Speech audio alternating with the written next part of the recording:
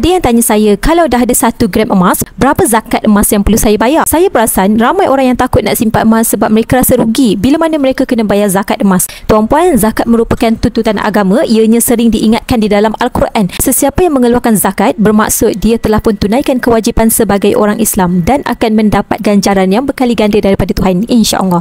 Zakat emas simpanan hanya wajib dikeluarkan apabila tuan-puan dah pun cukup hisap dan juga tuan-puan dah cukup haul. Di mana tuan-puan kena pastikan tuan-puan dah cukup 85 gram ke atas dan simpanan emas tadi telah pun disimpan lebih daripada 1 tahun. Jadi kalau tuan-puan baru ada 1 gram, tuan-puan tak layak lagi untuk bayar zakat. Baru ada 20 gram, tak layak lagi untuk bayar zakat emas. Sebenarnya bukan emas sahaja yang wajib dikenakan zakat. Tuan-puan, pendapatan kita yang lain pun layak untuk dikenakan zakat. Sebagai contoh, kalau tuan-puan ada simpanan di saham, ASB dan juga simpanan di bank, maka ianya wajib untuk kita keluarkan zakat kalau dah cukup hisap. Jadi bagi tuan-puan yang nak mulakan simpanan emas, yang nak saya bimbing dalam simpanan emas, nak mulakan tabungan emas yang pertama pada hari ini, maka tuan-puan boleh terus klik link di bio ataupun terus rujuk pin di video TikTok saya cara untuk bermula. Saya akan guide tuan-puan dalam simpanan emas bersama dengan public code.